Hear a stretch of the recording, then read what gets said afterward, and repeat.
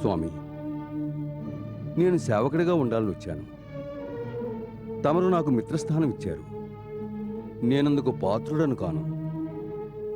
అది తమ వినమ్రత. అదే తమ గొప్పదనం కూడా లంకేశ. లంకేశుడా?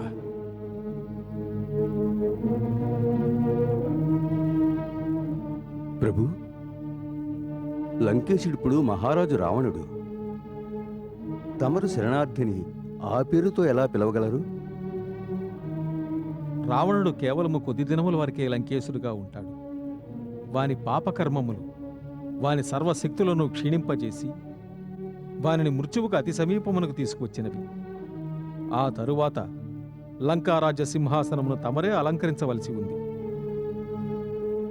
మిత్రమా, తమరు శరణు కోరి మమ్ము ఆశ్రయించారు.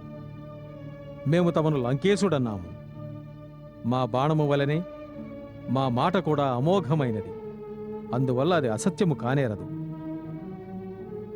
రావణుడు తమ మకుటమును కాలితో తన్ని దూరముగా విసిరివేసినాడు. అందులకు బదులుగా మేము తమకు రాజమకుటమును ప్రసాదిస్తాము. మహారాజా సుగ్రీవ, తమరు పవిత్ర సముద్ర జలమును తెప్పించండి. సాగరము సమస్త తీర్థముల జల సమ్మేళనం. మన సైన్య సమక్షమున ఆ పవిత్ర జలముతో భావి లంకేశ్వరులైన విభీషణులకు పట్టాభిషేకము గావిస్తాము.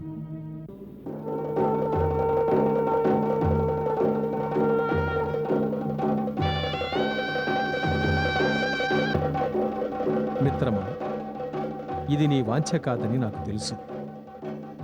కానీ నా శరణు కోరి వచ్చినందుకు, నా దర్శనము కలిగినందుకు కలుగు ఫలము అమోఘం. అందులకే మేము పవిత్ర సాగర జలముతో, సమస్త నదులతో, సమస్త తీర్థముల సమ్మిళితమైన ఈ జలముతో నీకు అభిషేకము గావిస్తున్నాము. లంకాధీశ మహారాజా విభీషణ, లంకా సామ్రాజ్యము తమ వల్ల శుభమగుగాక.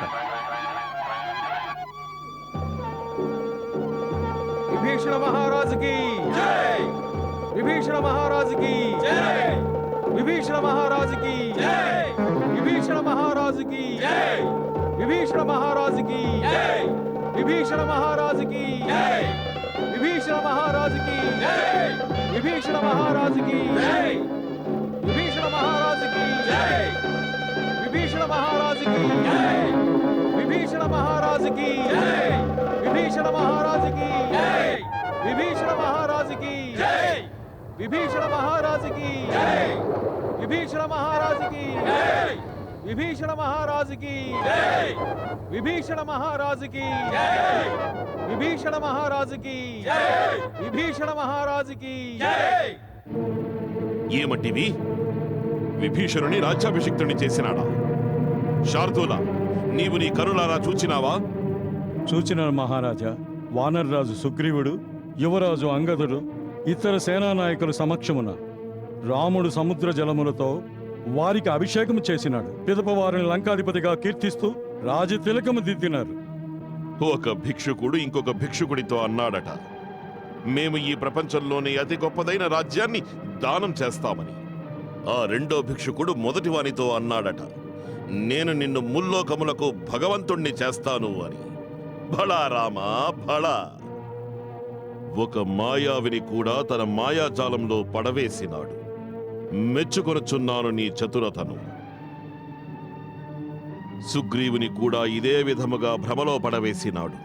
మాకా మూర్ఖ వానరుని తలచుకొనిన నవ్వు వచ్చుచున్నది.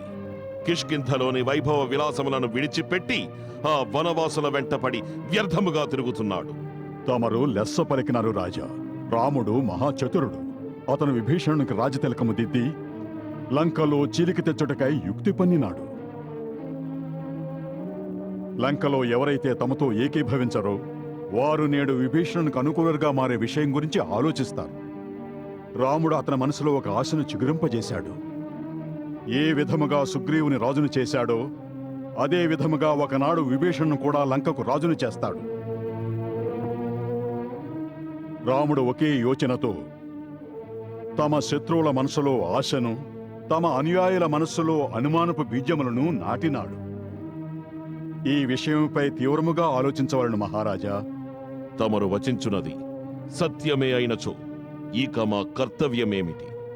నా అభిప్రాయంలో శత్రువులపై నేడే దాడి జరపవలెను.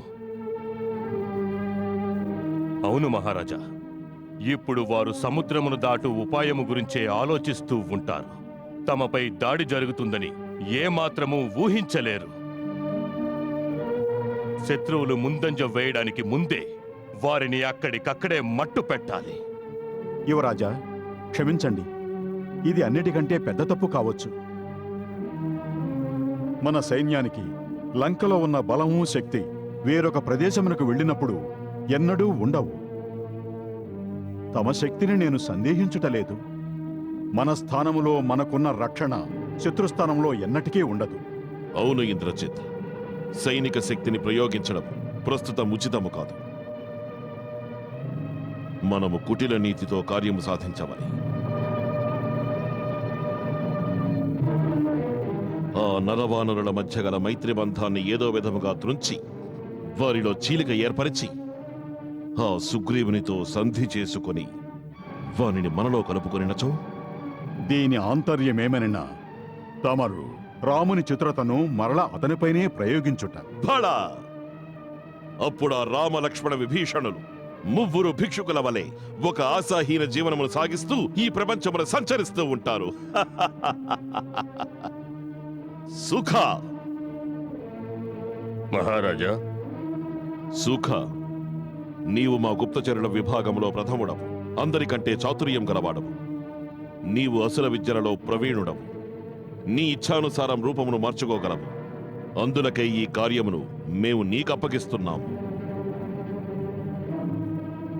సుగ్రీవుని వద్ద ఏ బలహీనత ఉన్నదో ముఖ్యముగా మనము అది తెలుసుకొనవలెను. స్త్రీ, ధనము, రాజ్యము, వైభవము, ప్రశంస, యశస్సు. ఆ వానరుని మనసులో ఏ బలహీనత ఉన్నదో ఆ బలహీనతను గుర్తెరిగి వానిని మనలో కలుపుకునే కార్యము నీవు అత్యంత చాతుర్యంతో చేయవలే. ఆజ్ఞ మహారాజా.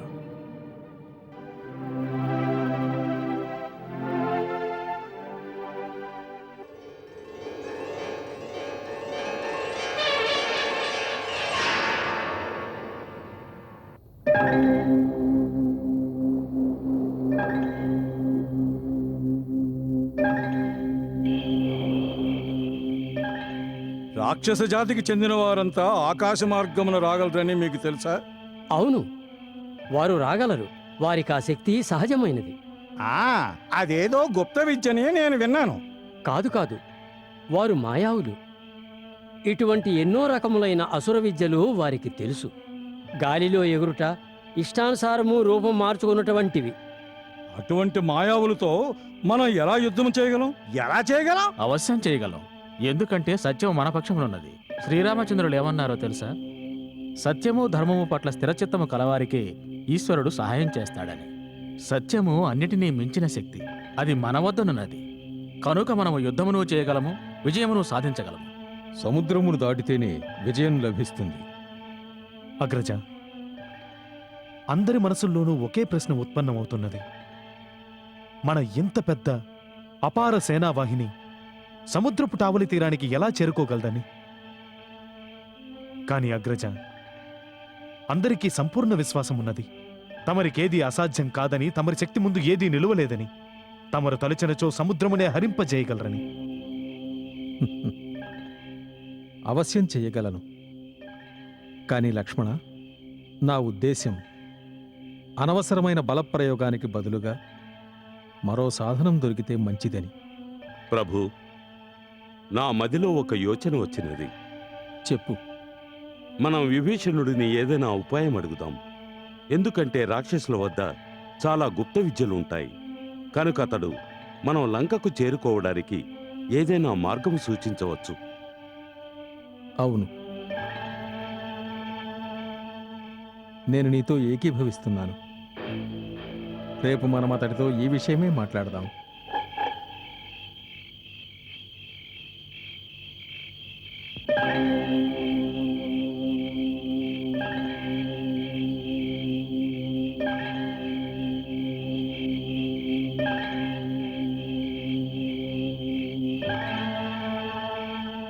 సూకుడు. మిత్రమా, ఇక నీవు వెళ్ళి విశ్రాంతి తీసుకో. బాగా పొద్దుపోయింది. తమ ఆజ్ఞ ప్రభు. లక్ష్మణ, నీవు కూడా విశ్రమించు.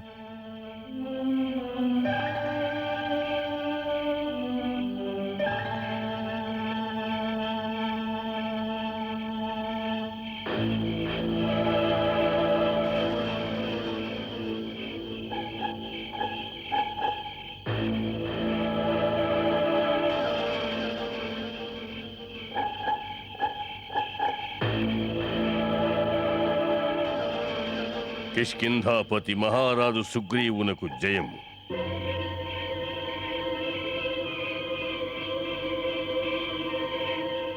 ఎవరు నువ్వు? నా పేరు సుఖుడు. నన్ను లంకేశ్వరుడు మహారాజు రావణుడు ఒక ప్రత్యేక సందేశముతో పంపినాడు. నీ వాస్తవ రూపంలో కనిపించు.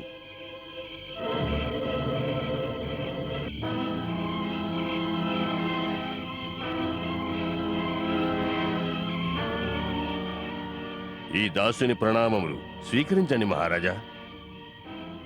సుఖ, ఆసీనుడు కమ్ము. ధన్యవాదములు.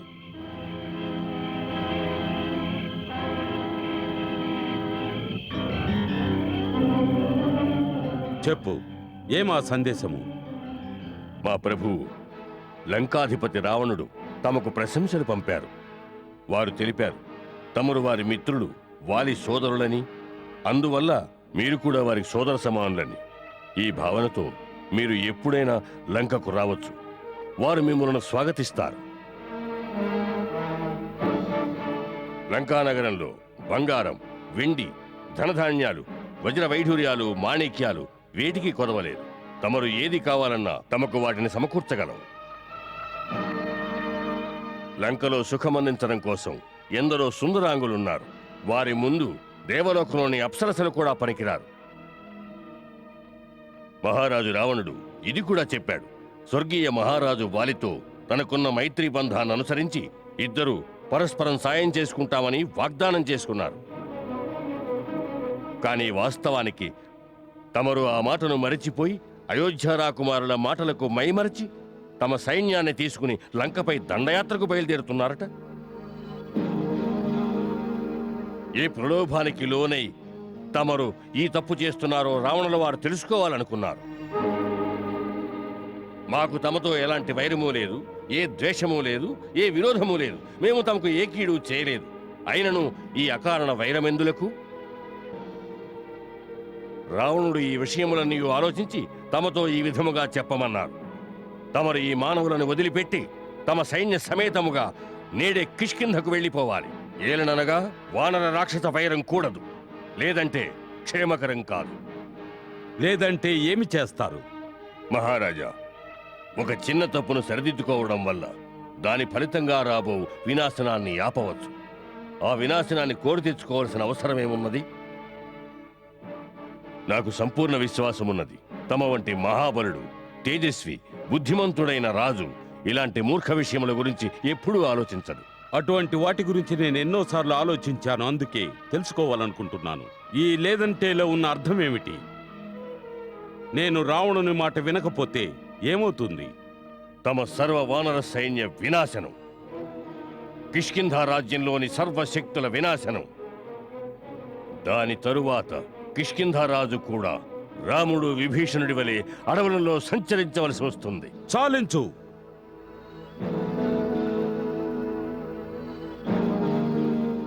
క్షమించండి మహారాజా, తమరే వివరంగా తెలుసుకోవాలన్నారు. హే సూర్యపుత్ర, మహారాజా సుగ్రీవ, తమరు తమ కులము యొక్క హితోపాయమును ఆలోచించండి. తమ ఐశ్వర్యమును, సంపదను రక్షించుకునే ఉపాయం ఆలోచించండి. తమ సామ్రాజ్య ఔన్నత్యానికి ఉపాయం ఆలోచించండి. అందుకు ఒకే ఉపాయం ఉన్నది. తమరు మహారాజు రావణుని మైత్రిని స్వీకరించండి. దాని ఫలితం ప్రపంచంలోని సర్వసుఖాలకు అధిపతి అవుతారు. తమరు ఆ సుఖములను అనుభవించి అలసిపోతారు. కానీ ఆ సుఖములు ఎన్నటికీ సమాప్తం కావు. లేదు సుఖ, జీవి నశిస్తుంది, భోగములు నశిస్తాయి. భౌతిక సుఖములు ఏవి శాశ్వతము కావు, అవి నశిస్తాయి. కనుక సుఖముల మోహమున చిక్కి తమ కర్తవ్యం నుండి విముఖులయ్యే వారి కంటే మూర్ఖులు ఎవరుంటారు? మీ లంకాపతి నన్ను ప్రలోభ పెట్టాలని చూస్తున్నాడా? నాకు ఉపకారం చేసిన వారికి ద్రోహం చేయమంటాడా? రాముడు నా మిత్రుడు, అతడిని వెన్నుపోటు పొడవమంటాడా? ఒకటి మాత్రం సత్యము, ఇది అధర్మంపై యుద్ధం. ఆ రావణుడు ఒక నిర్దోషి అయిన పరస్త్రీని అపహరించి క్షమించరాని పాపమును చేసినాడు. అందులకు ఆ ధూర్త రావణాసురునికి మరణదండన విధించవలసినదే. ఆ రావణుని శక్తికి భయపడి అధమమైన ప్రాపంచిక విషయాలకు ప్రలోభపడి ఆ మహాపాపిని సమర్థించాలా? వాడికి సాయం చేయాలా? అలా చేస్తే నా ఆత్మ నన్ను ఏనాటికి క్షమించదు. నా స్వర్గీయ అగ్రజుడు, మహాబల పరాక్రమవంతుడు, వీరుడు, మహారాజైన వాలి మరణ సమయాన నాతో ఇలా చెప్పాడు: నీవు శ్రీరామునకు ఇచ్చిన మాటను నిలబెట్టుకో అని. నేనిప్పుడు నీవిచ్చిన సలహాను పాటిస్తే మహావీరుడైన నా అగ్రజుడు, మహాప్రకాశవంతుడు, లోకానికి కర్మసాక్షి అయిన నా తండ్రి సూర్యభగవానుడు ఒక్కటే మాట అంటారు: నీచుడు. సుగ్రీవుడు నీచుడు, హేయముగా ఉన్నది నిన్ను చూస్తే అని. మీ రాజుకు మా హితవు గురించి ఇసుమంతైనాను చింతలేదు. తను సమూలంగా నాశనమవుతానని భయపడుతున్నాడు. వానికి తెలుసు శ్రీరామ ప్రభువుతో సుగ్రీవుని సైన్య బలమే కాదు, సర్వనాశన భీషణాగ్ని కీలలు లంకను భస్మము చేయడానికి ఎగిసిపడుతున్నాయని అతనికి స్పష్టంగా తెలుసు. అందుకే వాటిని ఆర్పడానికి కుటిల రాజనీతిని ప్రయోగిస్తున్నాడు. తమరు మా మహారాజును అపార్థం చేసుకుంటున్నారు కపీశ. కాస్త ఆలోచించండి. మాట్లాడకు సుఖా.